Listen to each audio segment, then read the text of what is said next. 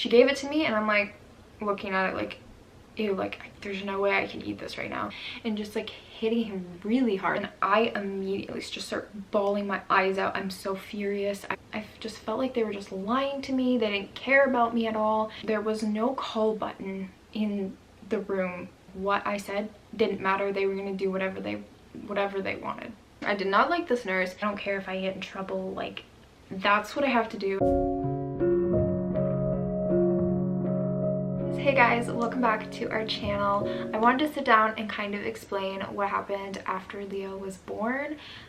There will be a actual birth story on my other channel, but I wanted to sit down and talk to you guys about what happened after he was born. So he was born at 36 weeks and 4 days. I went into spontaneous labor. I really don't know why, but I did, and he was born. Because I was with a midwife, I was technically able to go home right after he was born. I didn't have to stay at the hospital, but I was already planning to stay at least like 12 hours or whatever. He was born at 3 in the morning, so I wanted to at least stay until the morning and then leave. Because he was born premature, we had to stay at the hospital for 36 hours. So every couple hours he had to get his foot pricked to check his blood sugar levels. I don't know, it was like protocol. I guess that's what they do when they're born before 37 weeks. I've never had a baby born before 37 weeks before. Caden was born at 39 and Aria was born at 40. So this was new to me and it kind of sucked because I don't really like staying at the hospital that long. But every couple hours we had to check his blood sugar, and in the 24-hour period he was supposed to be at like a 3, and he did fail, I guess. Technically his numbers were going up but not super quickly. He was like 22 hours old or something, and they tested him and he was at a 2.8, I think. The nurse was like, oh, he's almost there, like he's doing pretty good, that's a good number. And I felt good about that. And then it was like shift change and a new nurse came in and she checked him at the 24-hour mark and she was like, that's such a bad number, like that's not good. And I'm like, it's literally higher than the last time, and the girl said that was like really good. So okay. This nurse also, she was such a pain. Me and my midwife actually put in a anonymous complaint about her. Maybe not even about her, just like about, we put it in as like about the nurses in general, but it was about her. Leo was eating really good. Like he's the first baby that I have been able to breastfeed. He latched right away and has been like latching ever since, and he's been amazing at breastfeeding. Every 2 hours he was eating good and he was doing really well. He wasn't lethargic at all. Like he was really good. Like if you know Aria, when she was first born, like she was not interested in eating at all, wouldn't latch, would just sleep all the time, wouldn't wake up to eat, nothing. Like she wasn't, there was something wrong. But with him, with Leo, he like was completely different. Like he was a normal, healthy looking baby, and he was acting normal, and I wasn't concerned about him. But this nurse comes in and she was trying to feed him formula because they did want me to feed him formula until my milk came in because he was premature, and they wanted to make sure his sugar levels went up, and they wouldn't let me go home unless his sugar levels were up. And obviously, because with my previous experience with Aria and her losing like 2 pounds after birth, I was okay with that. I was like, sure, I'm not against formula or anything like that, but he was breastfeeding good, so I wanted to continue breastfeeding also. So I would breastfeed him and give him formula on top of that because I wanted to make sure that he was gaining weight and his sugars were going up. So she was trying to feed him a bottle, and the bottles, he was not good with the bottles. He would choke on it. He was just struggling with it. He would still drink the formula, but it would just take him a while and he would spill a lot of it because the nipple was just not good for his tiny little mouth. She was... I did not like this nurse. She comes in, she's trying to feed him for me. I'm not really sure why she started feeding him instead of letting me feed him. I don't really remember, but she was trying to help me and I was like, okay, sure. So she's feeding him. This is her first time seeing him eat. Like, you know, she doesn't really know much about this baby.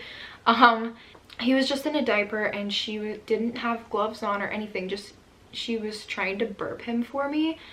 And she was just holding it, like she was standing up and she was just holding him, smacking his bare back with her bare hand and just like hitting him really hard, like way like harder than you would need to burp him, because honestly you just like sit him up and he burps by himself. You don't even need to hit him. Like I was concerned, like she was hitting him. It didn't sound good, it didn't look good, and I said to her, I'm like, do you need to hit him that hard? And she was just like, I'm just burping him, this is how you burp him. And I'm like, okay. So then she left and I could hear her in the hallway gossiping, talking crap. She was like, I need to call the midwife, I need to page her. This baby is not doing very well. He is lethargic, he's not eating, like all this like lies, all these lies. And I was just sitting in the bed, like I could hear her talking in the hallway and I'm just like, this is crap. Like this lady does not know what she's talking about. She's over exaggerating, telling lies. And she paged my midwife and I could hear her on the phone saying it took him 30 minutes to get down 15 milliliters. He's very lethargic, he's very sleepy, all this crap. And I'm like rolling my eyes in the bed because I can hear her. And then when she gets off the phone, she's just like, midwives are so wishy-washy, like talking crap about my midwife because my midwife wasn't concerned. So then I had my midwife call me. I can tell you right now, I had a bad experience in the hospital postpartum. Very bad experience.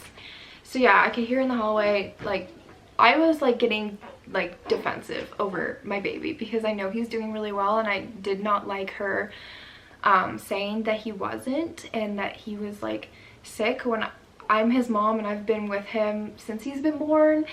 And I've also had a baby who wasn't doing very well after she was born, and I like know what to look for. And the fact that she was like talking crap about my baby, I really didn't like that, and it really upset me, and I just wanted to take my baby home and just like get out of there.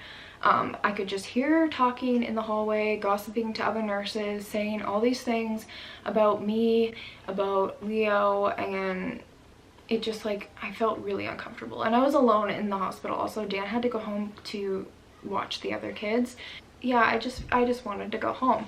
After the 36 hours, I thought I was going to be able to go home. Actually, I thought I was going to be able to go home after the 24-hour mark, but then the nurse told me, no, you have to stay for the 36 hours. I was just confused. I thought that I was going to be able to leave at the 24-hour mark. I didn't really have it explained to me very well. They said 24 hours or 36. I didn't know that he had to stay for a 24-hour test and a 36-hour test. I don't know. I was confused. They didn't explain it to me very well. But basically, after they told me I had to stay for 36 hours, I was expecting to go home at 36 hours because he passed it. But then they told me he was DAT positive, which means he has a different blood type than me, which is exactly what happened with ARIA. And I didn't really understand it very much when ARIA was in the hospital. If you guys want to see those videos about what happened with ARIA in the hospital, I will leave those videos linked down below. That was a whole mess, and I'm quite traumatized. I didn't really have a good understanding of like what was happening with ARIA, with the blood incompatibility. I had a nurse explain it to me this time, and she gave me a really good, I'm still pretty confused, but I now have a better understanding about it. I did not know that it was going to happen again. So basically, Leo has Dan's blood type, which is A positive. I am O positive, and I guess our blood types are incompatible, which basically means that he has a good chance of having anemia and having really high jaundice levels. So basically, so far, it's like a repeat of what happened with ARIA, and I was like, oh my goodness, we're gonna have to come back to the hospital and be hospitalized. He's gonna lose a bunch of weight, like all this crap. They checked his jaundice levels. They were high, but they weren't super high. Like they were higher than normal, but not above the danger level. So out of precaution, they had us stay an extra night and had him in the blue light. He was on the Billy blanket under the blue light to get his jaundice level down even lower so we could fix that problem before it got bad. So I was okay with that. I mean, I wanted to go home, but it had to happen. So he was under the blue light. It was fine. They checked his levels the next morning. They said it went down a bunch, but they wanted him to stay longer so that they could check it again and make sure it stayed down, because the level could go up after he was not under the light anymore. So they checked it again and it was good. But also, these like the last nurses I had before I got discharged, I don't know, I take liquid medicine, so they had to put like in a special request for me because they don't like carry that. They have it at the hospital, but it's like not accessible to the nurses, so they had to put like a prescription order in for me or something like that. So it was on my chart. So all the nurses who came in, when they brought me my pain medication, like the Tylenol and the Advil or something, they brought me my liquid medicine. So I took it, it was fine. But the last nurses that I had, they brought me pills, and I was like, oh, do you not have the normal kind that I've been taking? I take the liquid. They were like, oh no, like that's not on your chart. And I'm like, okay. Like I'm confused because like all the other nurses brought me my liquid medicine. So they brought me pills and I was like, I can't swallow pills. And so she brought me back this tiny little like ketchup container, like what you would put ketchup in at like McDonald's, with like the smallest amount of applesauce ever, and smushed up pills. Barely smushed up, honestly. It was awful. She gave it to me and I'm like looking at it like, ew, like there's no way I can eat this right now. And she's just standing there waiting for me to like, I'm like, this is inhumane. So I'm like, I take a tiny little bit and I'm like trying not to throw up, and she's just standing there like waiting for me to eat it, and I'm like, so I was just like not eating it. I was just like taking the smallest bites ever, and she eventually just left. And I was like, there's no way I can eat this right now. There's no way I can take this medicine. It was just pain medication, so I didn't technically have to eat it. I mean, I'd rather be in pain, honestly. So yeah, I ended up dumping half of it in the garbage to make it look like I ate some, and then just left it. It was gross. I don't know why they expected me to eat that, but anyway, they wanted us to stay another night to recheck his jaundice levels, but I was like, oh my gosh, I'd rather just go home and like come back. So they made an appointment for us to come back the next morning to get his jaundice levels checked again. So we were able to go home. The kids finally met their baby brother. I hadn't seen them obviously in like a couple days, so they were at my mom's house, so their face was covered in mosquito bites. They had messed up hair. Kaden was in Christmas pajamas. Yeah, they were a mess. So that's why the kids look like that. I had absolutely no control over what they look like. But yeah, they met their baby brother. I finally was home with my baby. I was so happy. I got to sleep in my own bed and everything was great. The next morning we woke up. Dan's sister came over to watch the kids, and Dan and I went to the hospital to get his blood taken again. So when we got there, we told them that we were there and we had an appointment, and we were sitting in the waiting room for, I believe it was like over an hour. It was over an hour. We were just sitting there. Nobody came to talk to us, nothing. And like they told us to sit there, and then like nothing, nobody. We were just in this empty waiting room. I think like it was weird. So Dan finally went up and went to go talk to the people at the desk, and he came back and he said that someone was gonna come and talk to us. So then this lady finally comes over and asks for Leo asks for Leo's health card. So we gave it to her. Some random lady, like I don't even know who she was, just took his health card, and I was like, I really hope that she works here and his health card is in good hands and they didn't just run off with it. So finally she brings it back and she says they had absolutely no idea we were coming. We didn't have an appointment, even though when we were discharged the day earlier, they told us we had an appointment for this exact time. They didn't even know we were coming. And I was like, so we didn't even have to come. Like, that's okay. Finally, they fit us in to their schedule and we went in, got his blood tested, and then we went back to sit in the waiting room for the results. And we waited again for what felt like forever, and finally they came back and told us that his results were good and we were able to leave. They didn't tell us what the number was or anything like that. I did know the exact numbers that he was at all these times, but it's been a while and I forget. But they didn't tell us what the number was or anything. They just said it was good and we were able to leave. So we went back home and we're like, it's great, yay. The next morning my midwife came to do his checkup. She came over to the house, she weighed him, she checked his jaundice levels with like the little gun that they use, not the blood test, so it wasn't as accurate.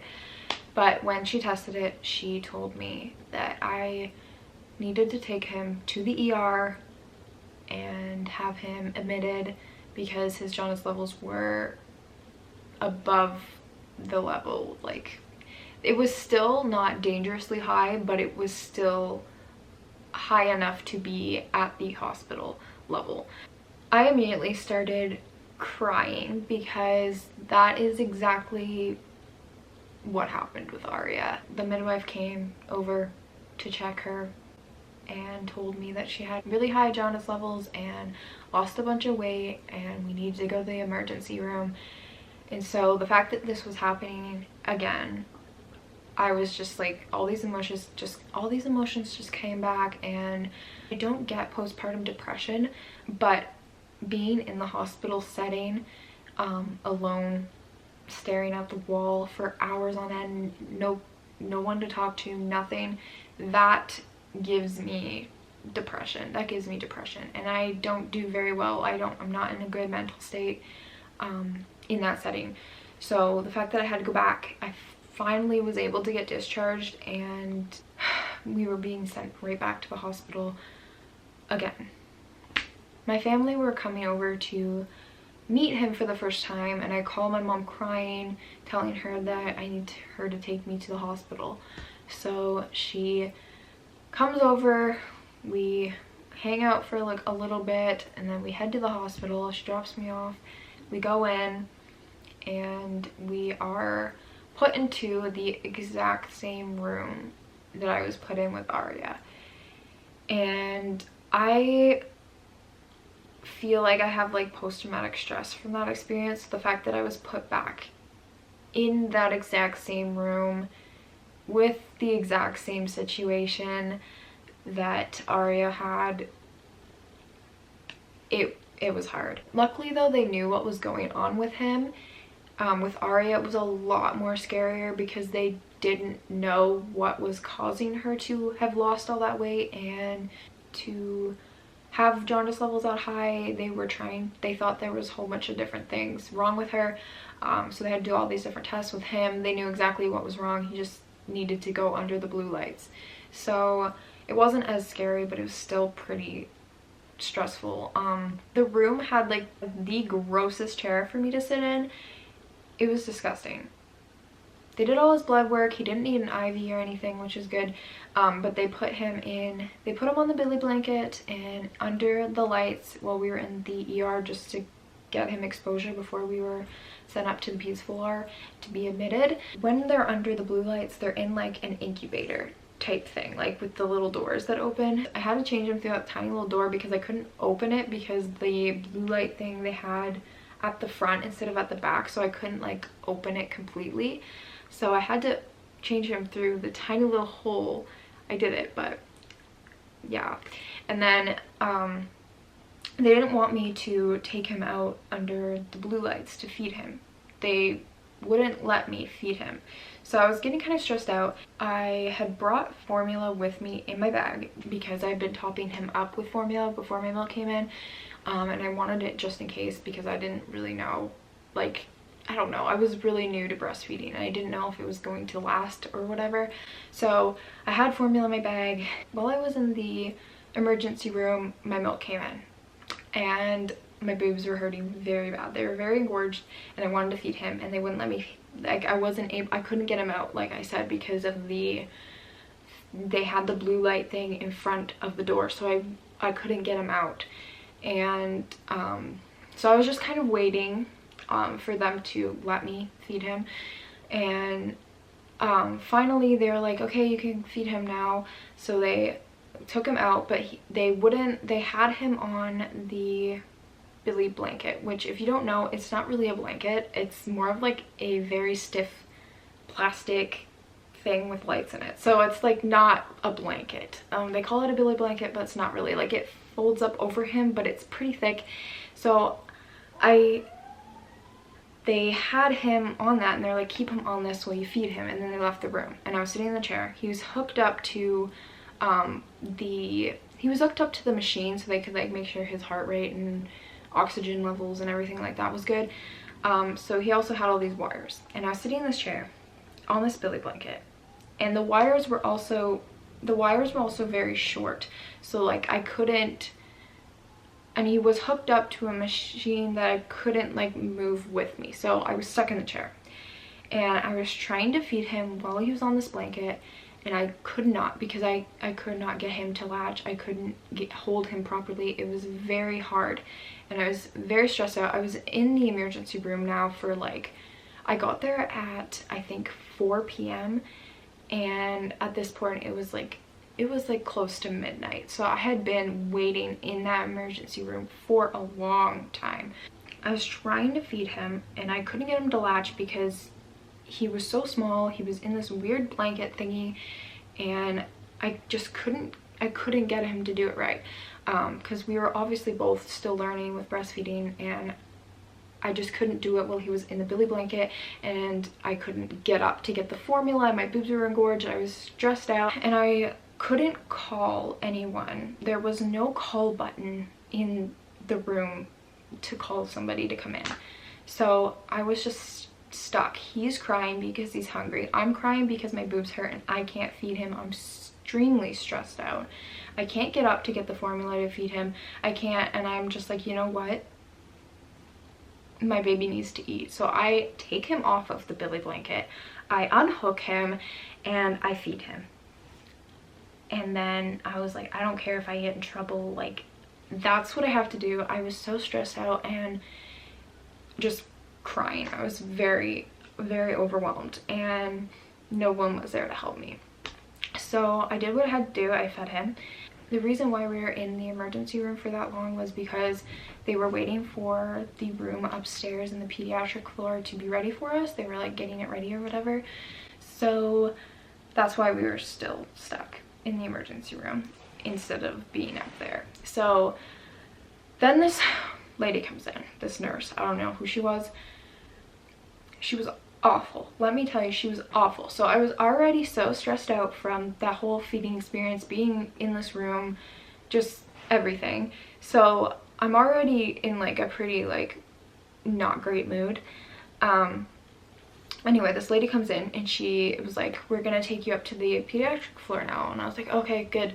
And then she's like, have they done the COVID test yet? And I was like, for me? And then they were like, no, for him. I looked at her, I'm like, he's 4 days old. He does not need a COVID test. And she's like, we have to. I had to get COVID tested when he was born, right after he was born, to be admitted into like the mom and baby care unit, postpartum unit. So I knew what it felt like and it was awful. It was awful. One, he didn't need a test because he has literally, he's 4 days old. He hasn't been exposed, like no symptoms for COVID. He doesn't need a test. I was clearly upset. And then she was just like, we have to. Sorry. And then walks away. And like, I'm not even kidding. That's literally how she said it. She was just like, we have to. Sorry. And walks away. Walks out of the room to go get the test. And I immediately just start bawling my eyes out. I'm so furious. I literally was like, he does not need a test. Like, I did not want him to get tested. He was 4 days old, and I just felt like that was completely unnecessary, and I did not want her to hurt my baby like that. I did not want her to stick anything up my baby's nose, and she didn't care. It's like, and then I immediately just felt like no matter what I said, didn't matter. They were gonna do whatever they wanted to my baby. I had absolutely no say.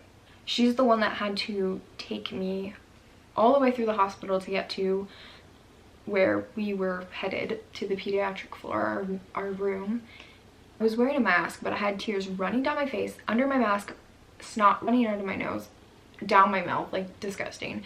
I was so mad. But luckily I had a mask on, so nobody could see that I had snot all over my face, but I was furious. I was so upset. And basically I just was like giving this lady the silent treatment. I was completely fed up. And if anyone knows me, I'm not like that. I am very polite to people. I'm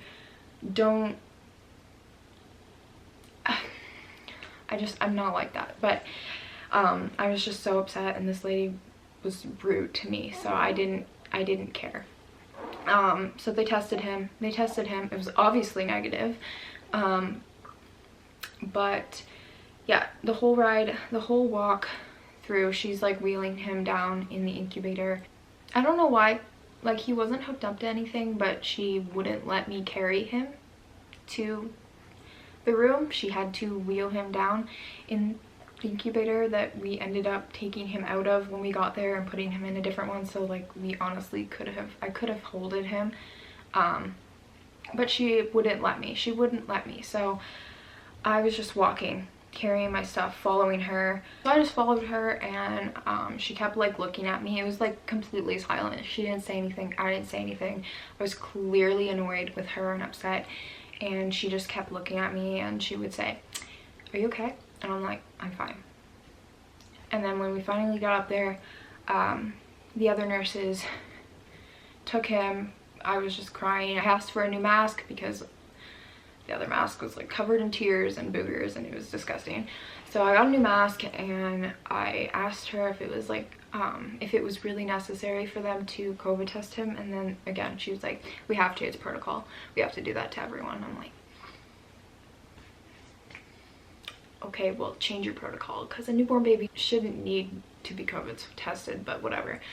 I'm still pretty upset about it. But anyway, all he needed to do was be under the light overnight to make sure his jaundice levels go down. They wanted me to feed him formula. I didn't want to feed him formula because my milk had come in, and I didn't need to feed him formula anymore. And my midwife, I told her that, and they're like, "No, you don't need to feed him formula. Like, you're fine. You don't have to listen to them about that." So she's like, "Just keep pushing. You don't have to feed him formula." So I felt comfortable, and I was like pretty adamant. Like, I was like, "I'm not feeding him formula. I'm gonna breastfeed him." They were like, "Well, you can't take him out from under the lights." And I was like, "Okay, well, I have to, because I'm going to feed him. He needs to eat, so I'm gonna take him out from under the lights, and I'm not gonna not hold my baby." So they didn't want me to take him out to feed him, which I did anyway. They were like, "Okay, well, you have to be quick, so like feed him quickly and then put him back."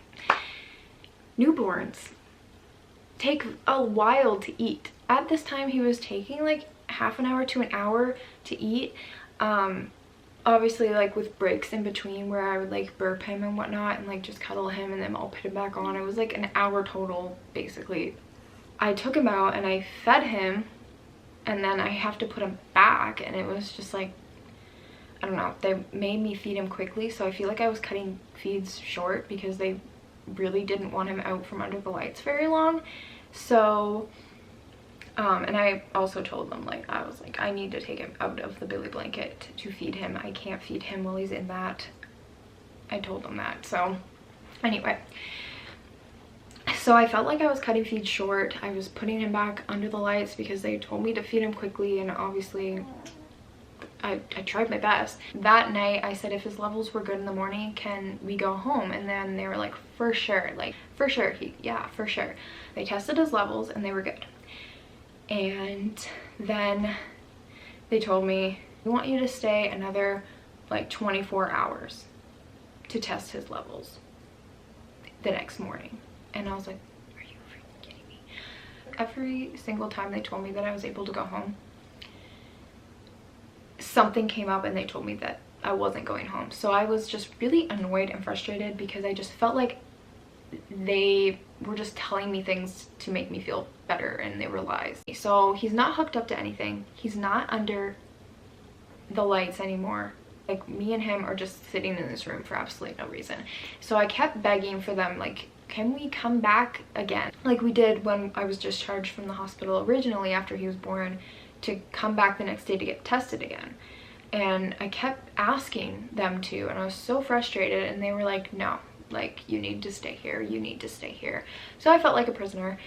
I knew he was fine. I wasn't concerned about Leo at all. I knew he was perfectly fine. He was under the lights, his levels were good, they were staying good. I was like, we should be able to go home. But they wouldn't let us, so we had to sit there in this hospital room doing absolutely nothing. Their TVs were broken, no entertainment, nothing, just my phone, just my baby. So we would just sit there, stare out the window. Again, very bad for my mental health, very frustrating, and it was just really hard for me. So again, they were like, yeah, you guys can go home. They told us we can go home the next morning if his levels were good. So the next morning came around, his levels were good. They tested him, he was good. They stayed down. They were even lower than they were the last time they tested him. So everything was good. So I was like, I had Dan, I was like, oh, you could come pick me up at this time. Like, that's when they said that I could be discharged. They were like, you can be discharged first thing in the morning. Then they come in. A pediatrician comes in with all of her residents or whatever, and they tell me, we're now concerned about his weight. He's losing too much weight. We want you to stay here until he starts gaining weight again. And I just like, oh my God. I just lost it. I was crying again, bawling my eyes out again, like, not postpartum depression, but being in the hospital gave me postpartum depression. So they wouldn't let me leave, and I felt like a prisoner, and I knew my baby was fine. And with everything that happened with ARIA when she was a newborn, I knew what was happening to him, and I wasn't scared because I knew it was fine. Like, his levels were never dangerously bad. They were just doing it out of precaution. So then they told me that he had lost 15% of his birth weight, and anything higher than 10% is not good. But ARIA, again, she lost 2 pounds after she was born, and like, it was just normal for my babies to lose weight, especially when they were both DAT positive. So I wasn't concerned. He was eating really good, and they kept making me feel like I wasn't feeding him properly. I wasn't feeding him good enough. And again, like they said before, when he was under the lights, they didn't want me to take him out, and they told me to feed him quickly. And now they're telling me I have to stay because he's lost too much weight. Whose fault is that? Not mine. Anyway, he was eating really good the day because he wasn't under the lights anymore. So the previous day he was eating really good, and I could feel like I was engorged, and after he was done eating, they weren't engorged. Like, I knew he was getting milk, and he was eating regularly. He would wake up to eat. Like, he was doing good, and I really was not concerned at all about him. And they were telling me that we weren't allowed to leave the hospital until he started gaining weight again. So I was like, oh my God, are they gonna wait until like he's up to his birth weight or something? Like, this is frustrating. Especially since they kept lying to me. Like, every single night they would say, oh yeah, you can leave. Just kidding. Oh yeah, you can leave. just kidding. And that was like plain, like, I just felt lied to. I just felt like they were just lying to me. They didn't care about me at all. And again, they were making me feel like I was a bad mom, that I wasn't feeding him properly. They kept asking me breastfeeding questions, like, how long is he eating for? Like all these things that just made me feel like they thought that I wasn't feeding him properly, or I wasn't doing what I wasn't being a good mom or something like that. And that just, again, made me like, I was just really upset. They wanted me to feed him formula, and again, I just was like, I'm not feeding him formula, I'm breastfeeding him. I knew he was fine, and he was fine. But anyway, they made us stay another full day to test him again in the morning to make sure that his weight was going up. So again, a full day of, he was not getting any treatment, wasn't hooked up to any machines. It was just us sitting in the hospital room for no reason. And I kept trying to have them let me go home and have my midwife check his weight daily, which she would have done anyway, and they wouldn't let me. And the next morning they checked his weight, it went up 1 ounce, and they said we could go home. But they said I had to make an appointment with my pediatrician, which, if you guys know, midwives, you are in their care until the baby is 6 weeks old, and they take care of you postpartum and all that until 6 weeks after. So I didn't need to make an appointment. Like I didn't need to see my pediatrician until he was 6 weeks old, but they would not let me leave unless I made an appointment with her to be seen the following week. I called my midwife first because I didn't want to make an appointment with the pediatrician. I wanted to talk to her first because I just trust them more, and I just trust them. And I called her first, and I was like, they won't let me be discharged unless I make an appointment with the pediatrician. And she's like, oh no, you don't need to do that. We take care of you and baby until 6 weeks. And again, like, he was only like, what, he was like 6 days old at this point. She's like, yeah, you don't need to do that. So I was like, okay, I didn't think so. And then I told the nurse, and she talked to the on-call pediatrician. She's like, yeah, we still want you to make an appointment with your pediatrician before you leave. And I was like, great. So I called anyway, and I kept calling the pediatrician over and over again, and they wouldn't answer their phone. So I kept calling them over and over again until they finally answered. And I told her that I needed to make an appointment. The hospital was telling me that I needed to make an appointment for him, and whatever. And then she's like, you need a referral. We can't make an appointment for him. They need to refer him or something. So it was just a big mess. So I couldn't even make the appointment in the first place. They told me to make an appointment that I wasn't able to make, and they knew that, but they made me call anyway. So then I told the nurse, I'm like, they couldn't make an appointment for him. He needed to be referred. And so they were like, oh, don't worry about it, we'll do it. And I'm like, you could have did it in the first place, but okay, thanks for causing me so much stress. And also, my midwife could do the blood test for the jaundice check-in.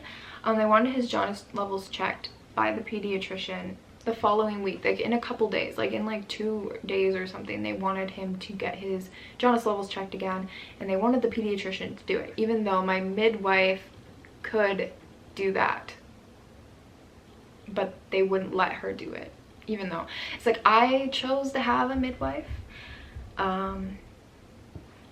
They are qualified and able to do what they wanted done, but they wouldn't let her do it. They made me go to the pediatrician's office to do that. Anyway, they called me like the next day or something like that with the appointment date to go to the pediatrician's office to get the blood tested. We go to the appointment.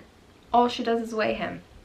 Literally all she does is weigh him. And then she gives me a piece of paper and tells me that I have an appointment in like 2 hours at the hospital to get his blood taken. So that just really frustrated me, because I went to the pediatrician's office for absolutely zero reason, because my midwife has been taking care of him and checking his weight and everything like that. And I only went there because they wanted me to get his blood taken, and I wasn't trying to make them mad or anything like that. So I went to go get his blood tested, and she doesn't even do that. She doesn't take blood. She doesn't take blood. She doesn't do that. So she sends me back to the hospital to get his blood taken at the hospital. Why didn't they just make an appointment for me to go to the hospital? Why did I have to go to see her first for her to send me back to the hospital? And in 2 hours, we didn't go to that appointment. Like, that was such a short notice appointment. Like, what? So I was so frustrated. Dan was very mad because he was like up all night at work and he was exhausted and needed to go to sleep. And this appointment that he just took me to was a complete waste of time. So then I called my midwife and I told her, and she came over and she did the blood work for me because she could have done it in the first place, and she came to my house and did it, and I didn't have to go to the hospital. His pediatrician calls, his doctor calls me and was like, did you not go to that appointment? And I'm like, no, I didn't. My midwife did it, sorry. I was just so frustrated. I didn't care who I was making mad at this point. I was just so mad at the whole like doctor situation. I was just done. Anyway, wanted to give you guys that update. Hopefully it wasn't too long, and explain the clips that I got, because it didn't really make any sense, and I wanted to tell you guys what went on. Everything's good now. He's great. He's healthy. But yeah, I had a bunch of clips and I didn't really have any context to them, and it didn't really explain much. So I wanted to tell you guys so that you guys understood what was going on. But anyway, that was my story, rant, everything that happened after he was born. Hope you guys enjoyed the video. Give it a thumbs up and subscribe if you haven't, and we will see you guys in our next video. Bye guys.